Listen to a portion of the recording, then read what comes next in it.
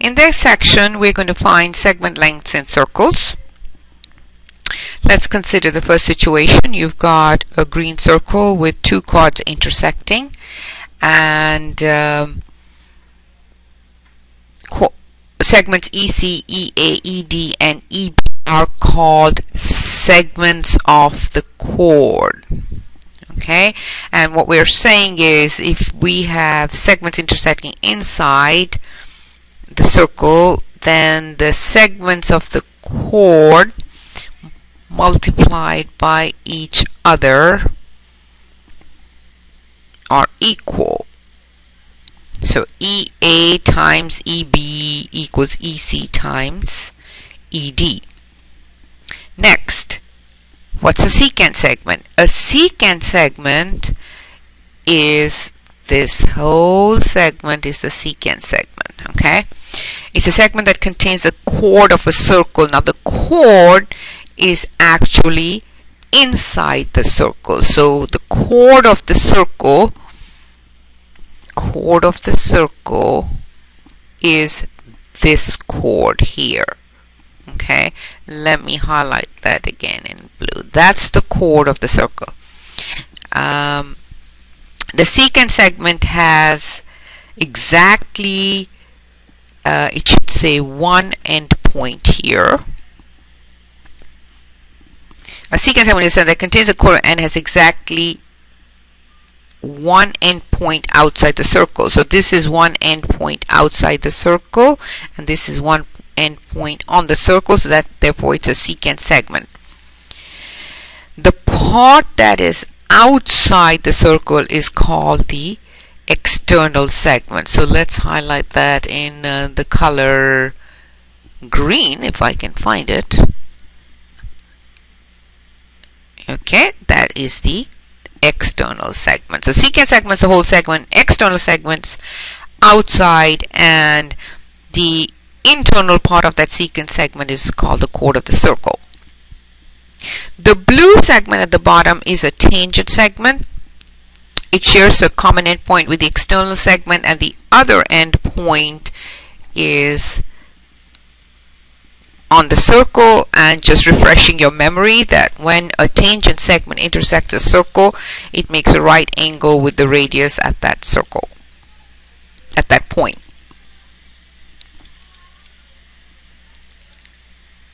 Okay, in this diagram, where you've got two secant segments, so here we go. EB and ED are secant segments. They share the same endpoint, so the endpoint is E. Then the product of the lengths of one secant segment and its external segment equals the product of the lengths of the other secant segment and its external segment. So the important thing to remember here is this. Okay, EA, which is the external segment. So let's just highlight that. EA times EB, which is the whole thing, equals EC times the whole secant segment. And you just have to memorize that. Next, segments of secants and tangents. So instead of having two secants this time, you have one tangent. The tangent is segment EA, and the secant segment is segment ED. So this time you have again the outside part times the whole thing, so, and that's when you look at this secant segment.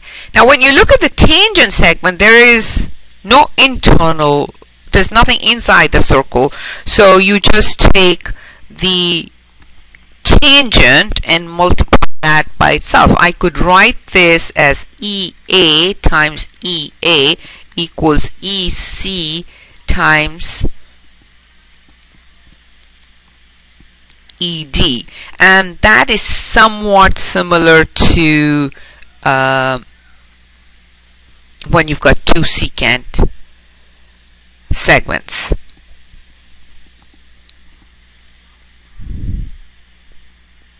Okay, let's go forward. Problems. Find RT and SU. This point here is indicated, that's the center of the circle. It doesn't say that, but and I think that's a straightforward application of the formula. Find the value of x, and then find RT, and that's very important. Answer the question, find RT and SU, not just x. In the next one, it says, what is the value of x? What you need to remember here is that the secant segments, and I'm going to write them, the top one is 3 plus x, and the bottom one is 4 plus 2. So you do need that information in order to figure out this problem. This is an example of a tangent and secant segment. Once again, CA is equal to 16 plus x. So use that information.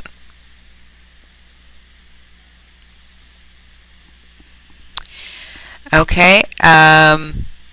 So here we have, suppose the space shuttle is positioned at point S, 150 miles above the Earth. What is the length of line segment ES from Earth to the shuttle? The radius of the Earth is about 4,000 miles. So ask yourself what this is going to be, and then you can figure out what the whole, and you've got a situation, you've got a tangent and a secant. So you can use that formula, and I think you are all set to go. Good luck.